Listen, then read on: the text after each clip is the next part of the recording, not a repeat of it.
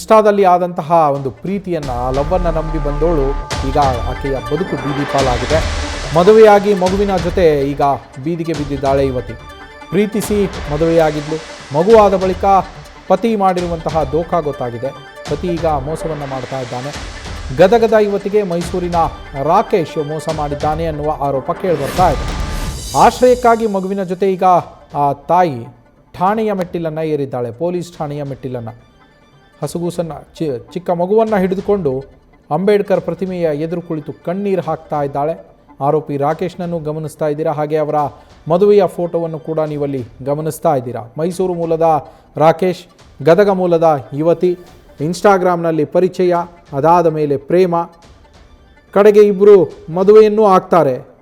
ದೇವಸ್ಥಾನದಲ್ಲಿ ಮದುವೆಯಾಗಿರುವ ದೃಶ್ಯ. ಮದುವೆ ಆದ ಬಳಿಕ ಈ ದಂಪತಿಗೆ ಒಂದು ಮಗು ಕೂಡ ಆಗಿದೆ. ಮಗು ಆದಮೇಲೆ ನನ್ನ ಗಂಡ ನನಗೆ ಮೋಸವನ್ನು ಮಾಡ್ತಾ ಇದ್ದಾನೆ ಅಂಥೇಳಿ ಇದೀಗ ನ್ಯಾಯಕ್ಕೋಸ್ಕರ ನನ್ನನ್ನು ಮನೆಯಿಂದ ಹೊರ ಹಾಕಿದ್ದಾನೆ, ನನ್ನನ್ನು ಬೀದಿ ಪಾಲು ಮಾಡಿದ್ದಾನೆ ಅಂಥೇಳಿ ಪೊಲೀಸ್ ಠಾಣೆ ಮೆಟ್ಟಿಲೇರಿದ್ದಾಳೆ. ನ್ಯಾಯ ಕೊಡಿಸಿ ಅಂತ ಅಂಗಲಾಚಿಸ್ತಾ ಇದ್ದಾಳೆ ಆ ಯುವತಿ. ಅಂಬೇಡ್ಕರ್ ಪ್ರತಿಮೆಯ ಎದುರು ಕುಳಿತುಕೊಂಡು ಕಣ್ಣೀರು ಸುರಿಸ್ತಾ ಇದ್ದಾಳೆ. ಗದಗ ಜಿಲ್ಲೆಯ ಮಹಾಲಿಂಗಪುರ ತಾಂಡದ ಯುವತಿ ಈಕೆ.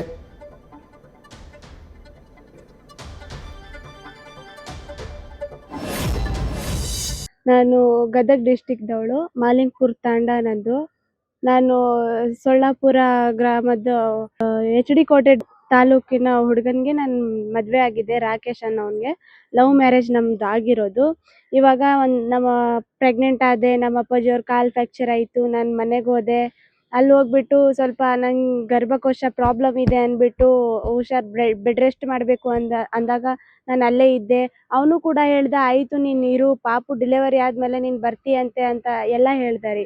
ಈಗ ನಾನು ಬಂದು ಒಂದು ಸ್ವಲ್ಪ ದಿನ ನಾನು ಅಲ್ಲಿದ್ದೆ. ಇಲ್ಲದೇ ಇರೋ ಟಾರ್ಚರ್ ನನಗೆ ಕೊಡ್ತಿದ್ರು ಅವರು. ಊಟ ಮಾಡೋಕ್ಕೆ ಬಿಡ್ತಾ ಇರಲಿಲ್ಲ, ಏನಿಲ್ಲ. ನನ್ನ ಗಂಡ ಗಾಡಿ ತಗೊಂಡು ಟ್ರಿಪ್ಪಿಗೆ ಹೋಗ್ಬಿಟ್ರೆ ನಾನು ಉಪವಾಸ ಇರೋದು. ಈ ಮಗುವಿಗೆ ಬೇರೆ ಮನೆಯಿಂದ ಹಾಲೆಲ್ಲ ತಗೊಂಡು ಬಂದು ಹಾಕ್ತಿದ್ದೆ ನಾನು. ಅವ್ರು ಹಾಲು ಕೂಡ ತಂದು ಹಾಕ್ತಾ ಇರಲಿಲ್ಲ. ಆ ಥರ ಎಲ್ಲ ಮಾಡ್ತಿದ್ರು. ಇದು ನನ್ನ ಗಂಡನಿಗೂ ಕೂಡ ಇವೆಲ್ಲ ಗೊತ್ತಾದ್ರೂ ನಾನು ಹೋದೆ. ಏನಕ್ಕೆ ಹೋದೆ ನೀನು, ಹಾಗೆ ಹಿಂಗೆ ಅಂತ ನಂಗೆ ಬೈದ ಅವನು. ಆಯಿತು, ನನ್ನ ಗಂಡ ನಂಗೆ ಬೇಕು ಅಂದ್ಬಿಟ್ಟು ಅವ್ನು ನನಗೆ ಬಂದು ಕರ್ಕೊಂಡು ಬಂದ. ಅದು ಮನೆಗೆ ಬರಲಿಲ್ಲ ಅವನು.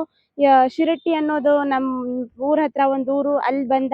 ಅಲ್ಲಿಂದ ನಾನು ಬಂದೆ. ಅವನ ಜೊತೆ ನಾನು ಬಂದೆ ರಿಟರ್ನ್. ಮತ್ತೆ ಇಲ್ಲದೆ ಇರೋ ತೊಂದರೆ ಕೊಟ್ಟರು. ನಿನ್ನ ಕಾಸು ಇಸ್ಕೊಂಬ, ನಿಂಗೆ ರೂಮ್ ಮಾಡಬೇಕಂದ್ರೆ ನಿನ್ನ ಹಾಗೆ ಹಿಂಗೆ. ನನ್ಗೆ ಊಟ ಮಾಡೋಕ್ಕೂ ಬಿಡ್ತಾ ಇರಲಿಲ್ಲ. ನನ್ನ ಪಾಪುಗೆ ಹಾಲು ಕುಡಿಸಿ ಮಲಗಿ ಹೋಗೋ ಅಷ್ಟರಲ್ಲಿ ಅವ್ರು ಊಟ ಮಾಡಿ ತಿಂದು ತೊಳೆದಿರ್ತಿದ್ರು ಅವ್ರು ಮಾಡಿಕೊಂಡು. ನಾನು ಮಾಡಿದ್ದು ಅವ್ರು ತಿಂತಾ ಇರಲಿಲ್ಲ. ಹಾಗೆಲ್ಲ ಮಾಡ್ತಿದ್ರು. ಇವಾಗ ನನಗೆ ಆಯಿತು, ಏನಾದರೂ ಆಗಲಿ ಅಂದ್ಬಿಟ್ಟು ಇವಾಗ ನಾನಾಗೆ ಇಲ್ಲಿ ಬಂದಿದ್ದೀನಿ. ಅವ್ನು ಹೇಳ್ದ, ಇಲ್ಲಿ ಅದೇ ಮನೆಯಲ್ಲಿ ಅಡ್ಜಸ್ಟ್ ಮಾಡ್ಕೊಂಡು ಹೋಗೋಣ, ನೀನು ಬಾ. ಇವಾಗ ನನ್ನ ಹತ್ರನೂ ದುಡ್ಡು ಅದು ಏನು ಇಲ್ಲ, ಅಲ್ಲೇ ಅಡ್ಜಸ್ಟ್ ಮಾಡ್ಕೊಂಡು ಹೋಗೋಣ ಬಾ ಅಂತ ಹೇಳ್ದ. ನಾನು ಬಂದೆ. ನಾನು ಅಲ್ಲೇ ಇದ್ದಾಗ ನಮ್ಮ ಮಮ್ಮಿ ಅಪ್ಪ ಅವ್ರ ಊರಲ್ಲೇ ಇದ್ದಾಗ, ರೂಮ್ ಮಾಡಬೇಕಂದ್ರೆ ನೀನು 5 ಲಕ್ಷ ಇಸ್ಕೊಂಬ, 2 ಲಕ್ಷ ಇಸ್ಕೊಂಬ ಹಂಗಂತ ಎಲ್ಲ ಹೇಳ್ತಿದ್ದ. ಇವಾಗ ನನ್ನ ಹತ್ರ ದುಡ್ಡಿಲ್ಲ. ಏನಕ್ಕಂದ್ರೆ ನಮ್ಮ ಅಪ್ಪಾಜಿ ಅವ್ರ ಕಾಲು ಮುರಿದೈತೆ. ಅವ್ರು ಡ್ಯೂಟಿಗೂ ಹೋಗ್ತಾ ಇಲ್ಲ. KSRTC ಅವರು ಡ್ಯೂಟಿಗೆ ಹೋಗೋದು. ಇವಾಗ ಮನೆಯಲ್ಲೇ ಇದ್ದಾರೆ ಅವರು.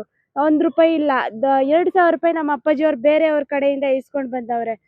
ನಾನು ಕಂಪ್ಲೇಂಟ್ ಕೊಟ್ಟಿದ್ದೀನಿ. ಪೊಲೀಸರು ಎಲ್ಲರೂ ಕಾಲ್ ಮಾಡ್ತವ್ರೆ.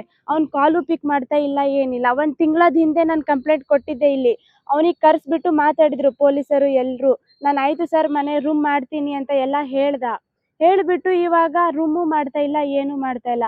ಪೊಲೀಸರು ಕಾಲ್ ಮಾಡ್ತವ್ರೆ, ಎಲ್ಲರೂ ಕಾಲ್ ಮಾಡ್ತವ್ರೆ. ಯಾರು ಕಾಲ್ ಮಾಡಿದ್ರು ಪಿಕ್ ಮಾಡ್ತಾ ಇಲ್ಲ. ನಾನು ಬಂದಿಲ್ಲಿ ಬೀದಿಯಲ್ಲಿ ಇದ್ದೀನಿ.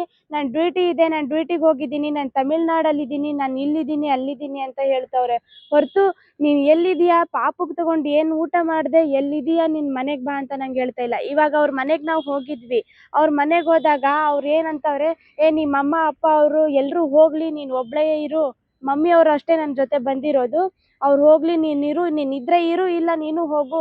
ನಮ್ಮ ಅಪ್ಪಾಜಿ ಅವ್ರು ನಿನ್ಗೆ ಇಲ್ಲಿ ಇರಕ್ಕೆ ಬಿಡಲ್ಲ, ನೀನು ಹೋಗ್ಬಿಡು ಸುಮ್ಮನೆ. ನಾನು ಬರುವಾಗ ನೀನು ಬರ್ತೀಯಂತೆ, ಇವಾಗೆಲ್ಲ ಇಲ್ಲಿ ಬೇಡ ಹಂಗೆಲ್ಲ ಮಾತಾಡ್ತವ್ರೆ. ನನ್ಗೇನಿಲ್ಲ, ನಂಗೆ ನ್ಯಾಯ ಬೇಕಷ್ಟೇ. ನನ್ನ ಗಂಡ ನನಗೆ ಬೇಕಷ್ಟೇ. ಯಾಕಂದರೆ ಈಗ ಚಿಕ್ಕ ಪಾಪು ಇದೆ, ನಂದು ಚಿಕ್ಕ ಏಜು. ನಾನು ಎಲ್ಲಂತ ಹೋಗಿ ಜೀವನ ಮಾಡಬೇಕು? ಅದೇ ನನಗೇನು ಕೇಳ್ತಾ ಇಲ್ಲ. ಅವ್ನು ಎಲ್ಲಿರಿಸ್ತಾನೋ ಅಲ್ಲೇ ನಾನು ಇರಕ್ಕೆ ರೆಡಿ. ನನ್ನ ಗಂಡ ನಂಗೆ ಬೇಕಷ್ಟೇ, ಬಿಟ್ರೆ ನಂಗೇನು ಬೇಡ. ನಂಗೆ ನ್ಯಾಯ ಬೇಕು. ಅವರು ಏನಂತವ್ರೆ, ಈ ಮನೇಲಿ ಅವ್ರಿಗೆ ಇಟ್ಕೊಳಕ್ ಕೊಡಲ್ಲ ನಾವು, ಹಂಗೆಲ್ಲ ಮಾತಾಡ್ತವ್ರೆ. ಇವಾಗ ಮನೆಗೆ ಹೋದಾಗ ಅವರು ಇಡೀ ಕುಟುಂಬದವರು ನನ್ಗೆ ಹೋಗಿ ಸೇರ್ಬಿಟ್ಟು ಎಲ್ರು ಒಂದ್ ಕಡೆ ಏನೇನೋ ಯಾರಿಗೆ ಏನ್ ತಿಳಿಯತ್ತೋ ಅದೇ ಮಾತಾಡ್ತಾವ್ರೆ. ಮನೆಗ್ ಬೇರೆ ಬೀಗ ಹಾಕವ್ರೆ, ಹೊರಗ್ ಕೂರ್ಸಿದ್ರು ನಮ್ಗೆ. ಅಲ್ಲಿ ಹೋಗೋರು ಎಲ್ರು ನಿಮ್ ಮನೆಗೆ ಬಂದ್ ಮಾತಾಡೋಣ ಬನ್ನಿ ಅಂದ್ರೆ ನಾವ್ ಮನೆಗ್ ಬಿಡಲ್ಲ, ಇಲ್ಲೇ ಕೂತ್ಕೊಳ್ಳಿ ಅಂದ್ರು. ಮನೆಗ್ ಹೋಗ್ ಬಿಡ್ಲಿಲ್ಲ, ಮನೆ ಒಳಗ್ ಹೋಗಕ್ಕೂ. ನಮ್ಮ ಪ್ರತಿನಿಧಿ ರವಿ ಪಾಂಡವಪುರ ಫೋನ್ ಸಂಪರ್ಕದಲ್ಲಿದ್ದಾರೆ. ರವಿ, ಈ ಯುವತಿಗೆ ಮೋಸ ಯಾಕೆ ಮಾಡದ್ನಂತೆ? ಈಗ ಸರಿಯಾಗಿ ನೋಡ್ಕೊಳ್ತಿಲ್ಲ, ನನಗೆ ನ್ಯಾಯ ಕೊಡಿಸಿ ಅಂತೇಳಿ ಆ ಯುವತಿ ಪೊಲೀಸ್ ಠಾಣೆ ಮೆಟ್ಟಿಲೇರಿರುವಂಥದ್ದು. ರವಿ, ನವೀನ್, ಪ್ರಮುಖವಾಗಿ ಪ್ರೀತಿ ಮಾಡ್ಬೇಕಾದ್ರೆ ಎಲ್ಲವೂ ಕೂಡ ಚೆನ್ನಾಗಿರುತ್ತೆ. ಮದ್ವೆ ಆದ್ಮೇಲೆ ಸಮಸ್ಯೆಗಳು ಉದ್ಭವಿಸೋದು. ಅದೇ ರೀತಿ ಇಲ್ಲಿ ಸಮಸ್ಯೆ ಉದ್ಭವಿಸಿರೋದು ಮದ್ವೆ ಆಗಿ ಮಗು ಆದ್ಮೇಲೆ. ದೂರದ ಗದಗದ ಮಹಾಲಿಂಗಪುರ ತಾಂಡದಲ್ಲಿ ಇದ್ದಂತಹ ಯುವತಿಯ ಜೊತೆ ಮೈಸೂರಿನ ಎಚ್ಡಿಕೋಟೆಯ ಸೊಲ್ಲಾಪುರದ ಹುಡುಗ ಪ್ರೀತಿಯನ್ನ ಮಾಡ್ತಾನೆ. ಇನ್ಸ್ಟಾದಲ್ಲಿ ಪರಿಚಯ ಆಗಿ ಆಕೆಗೆ ಪ್ರಪೋಸ್ ಅನ್ನ ಮಾಡ್ತಾನೆ. ಆಕೆ ಕೂಡ ಈತನ ಪ್ರೀತಿಯನ್ನ ನಂಬಿ ಆ ದೂರದ ಊರಿನಿಂದ ಇಲ್ಲಿಗೆ ಅಂದ್ರೆ ಎಚ್ಡಿಕೋಟೆಗೆ ಬಂದು ಮದುವೆಯನ್ನು ಕೂಡ ಆಗ್ತಾಳೆ. ಸುಂದರ ಸಂಸಾರಕ್ಕೆ ಒಂದು ಮಗು ಕೂಡ ಇದೆ. ಪುಟ್ಟ ಕಂದಮ್ಮನನ್ನ ಹಿಡಿದು ಈಗ ಸಿದ್ದು ಕಣ್ಣೀರನ್ನ ಇಡ್ತಿದ್ದಾಳೆ. ರಾಕೇಶ ಡ್ರೈವರ್ ವೃತ್ತಿಯನ್ನ ಕೆಲಸ ಮಾಡ್ತಿದ್ದು. ಆತನ ಮನೆಯಲ್ಲೇ ಇದ್ದಂತಹ ಸಿಂಧುವಿಗೆ ಈಗ ಪೋಷಕರು ಕೂಡ ಕಿರುಕುಳವನ್ನ ನೀಡಿ ಮನೆಯಿಂದ ಹೊರ ಹಾಕುವಂತ ಕೆಲಸಕ್ಕೆ ಮುಂದಾಗಿದ್ದಾರೆ. ಇತ್ತ ಸಿಂಧು ಒಂದಷ್ಟು ಅಂದ್ರೆ ಗರ್ಭಕೋಶದ ಸಮಸ್ಯೆಯಿಂದ ಮತ್ತೆ ತನ್ನ ತಂದೆಗೆ ಹುಷಾರಿಲ್ಲ ಅನ್ನೋ ಕಾರಣಕ್ಕಾಗಿ ಗದಗದ ಮಹಾಲಿಂಗಪುರ ತಾಂಡಕ್ಕೆ ಹೋಗ್ತಾರೆ. ತಾಂಡದಲ್ಲಿ 1-2 ತಿಂಗಳು ಇದ್ದು ವಾಪಸ್ ಮನೆಗೆ ಬಂದಾಗ ಅವರ ಪೋಷಕರು ಕೂಡ ಆಕೆಯನ್ನ ಮನೆಗೆ ಕೂಡಿಸ್ತಿಲ್ಲ. ಇದರಿಂದಾಗಿ ಆಕೆ ಬದುಕು ಮೂರ ಬಟ್ಟೆ ಆಗಿದೆ. ಎಚ್ಡಿಕೋಟೆಯಲ್ಲಿರುವಂತಹ ಅಂಬೇಡ್ಕರ್ ಪ್ರತಿಮೆಯ ಬಳಿ ಆಕೆ ತನ್ನ ಪುಟ್ಟ ಕಂದಮ್ಮನನ್ನು ಹಿಡಿದುಕೊಂಡು ಗೋಳಾಡ್ತಿರುವಂತಹ ದೃಶ್ಯ ನಿಜಕ್ಕೂ ಮನ ತಲುಪ್ತಿತ್ತು. ಇದನ್ನ ಗಮನಿಸಿದಂತಹ ಸ್ಥಳೀಯರೆಲ್ಲರೂ ಕೂಡ ಬೇಸರವನ್ನ ವ್ಯಕ್ತಪಡಿಸಿ ರಾಕೇಶ್ಗೆ ದೂರವಾಣಿ ಕರೆ ಮಾಡಿ ಬುದ್ಧಿವಾದ ಹೇಳುವಂತ ಕೆಲಸಕ್ಕೆ ಕೂಡ ಮುಂದಾಗಿದ್ರು. ಜೊತೆಗೆ ಈ ಸಿಂಧುವಿನ ಮೂಲಕ ಪೊಲೀಸ್ ಠಾಣೆಗೆ ದೂರನ್ನು ಕೂಡ ದಾಖಲಿಸಿದ್ದಾರೆ.